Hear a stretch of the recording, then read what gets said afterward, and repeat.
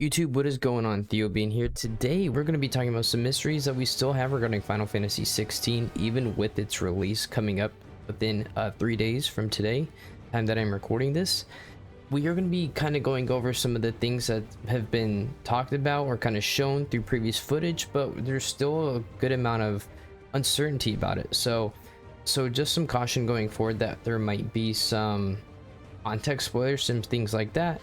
So in case if you are trying to go into the game's release fairly blind, this might not be for you. But again, this is also just going over some things that have pretty much been seen, shown through the various trailers, content, things like that.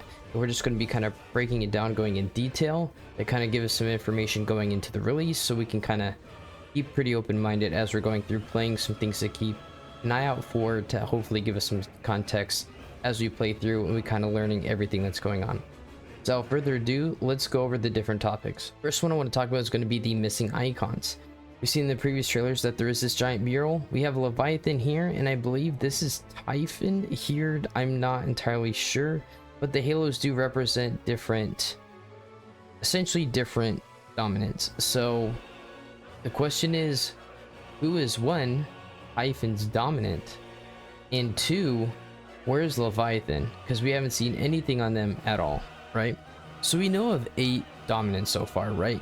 This is going from the live launch event, which happened, I believe, not this last weekend, but the weekend before, down in LA.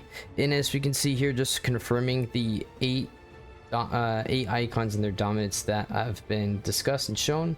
We have Barnabas and Odin, Benedict the Garuda, Sidolphus, Ramu, Joshua Phoenix, Clive Ifrit, Jill Shiva, Hugo is Titan, and then finally Dion is Bahamut, right? So that's nothing new here. That's pretty standard. But we still don't know who these two are.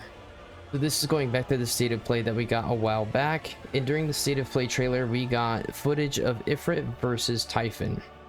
This area kind of reminds me of the apothecary that we saw during the Final Fantasy XVI demo, underneath with Phoenix and Ifrit. So this area, I'm going to assume it has something to do with the Fallen, which is a civilization that lasted long before all the characters and everything that takes place in the current day Valstea that we'll be playing through. Again, this reminds me of the apothecary, something most likely deep underground. How it's there, what its purpose is, we still don't know. But we see these two fighting, and we still don't know who this person's dominant is. I'm wondering if there's some sort of unique chance where Typhon might not have a dominant, but I'm going to assume for the time being, all icons have some sort of dominant to control them. The question is who, and what role do they play in Final Fantasy XVI? Recently this week we did get some new information. We got these Renaissance type art posters for a bunch of different characters in Final Fantasy XVI. You can see they're all connected. They kind of run through one by one.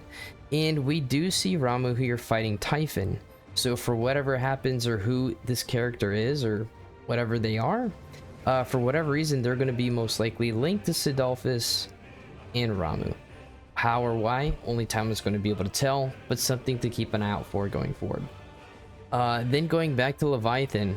So Leviathan, I'm assuming when it comes to this icon or this dominant, there's only 2 possibilities. Is that one, this character has not been really shown for the lack of spoilers or something like that. This character could be very heavily tied to the story or something deeper as to the meaning of everything that's going on, why the dominants, the icons, the fallen, why they all exist. Or Leviathan is just dead and they are not going to be in the game. I'm hoping that they are, but of course, right, it's not guaranteed. Especially the fact that they haven't been in the marketing is a little bit concerning. I would hope we'd have reason for that. Kind of similar to what we have with the dominants, and while playing through the demo, it's pretty clear that these dominants and their icons are only around every so often. If they die, it could take some time for them to come back alive and be reborn through somebody. And so what we got from talking about with Annabella and Joshua, how her bloodline has kind of carried the Phoenix. So the fact that she gave birth to Joshua, right, was kind of something that relates to that. So who's to say what's going on with the bloodline of whoever carries Leviathan, or how all those details play out, time will tell. Next, so I'm going to be talking about some major, not major spoilers, but this is going to be some context spoilers specifically. First, I want to give a shout out to Audrey. She was the one who kind of pointed these out and was talking about this on Twitter. So she was pointing out this mystery character that we see here, who is this person that we see in the demo. This guy is accompanying Barnabas, and it's been pointed out that the sword that he is carrying is very similar to we see somebody Clive fighting in one of the trailers. And of course, this person's name appears to be Sleipnir. So if you're not sure who Sleipnir is, Sleipnir, according to Norse mythology, is actually Odin's horse. He is a six-legged horse, and we've gotten a couple cases where we see Sleipnir in the game. In this case, right, we have Ifrit versus Bahamut during the Salvation trailer. Here they see them fighting and clashing. In another case here, we see Clive fighting Odin, but without Sleipnir. So part of me is interested by this because this could mean several things. First of all, is this really him? This has been pointed out right by the sword here, according to the tweets. Right, that this, from this cutscene, we see Clive fighting him. He has the same marks and symbols on his sword, same hilt, same little ring thing, and it is hard to tell, but there is a slight little gem there in the middle of the hilt of his sword. It is a little bit harder to tell, but this makes me wonder how his role even works with Barnabas. I'm assuming his role as his character is going to be similar to what Clive is for Joshua. He's kind of his shield, his right-hand man. Since we also see him accompanying Barnabas in the opening scene of the demo in negotiations, I'm assuming he's kind of like his bodyguard, something like that, even though we know Barnabas is probably pretty capable of fighting for himself. How does this work? Is he kind of a semi-dominant in accordance with Odin? Or is he just a kind of an Easter egg or reference to Odin, even though Odin may or may not have the ability to summon his own horse? This is going to be interesting to see how this plays out. As we can see, according to this, he only has 4 legs, even though Norse legend he has 6. But regardless, that's going to be interesting to see how that plays out as well. So next topic that I want to discuss is going to be this scene back again from also the State of Play, was Phoenix versus Bahamut. Now, I thought this was interesting, and I haven't seen really too many people talking about this. But for the sake of context, as far as I know, Joshua is assumed dead. This is also assumed, just having played through the demo, Joshua is dead due to the hands of what is most likely Clive going through an out-of-body experience, not being able to control his icon of fire, Ifrit.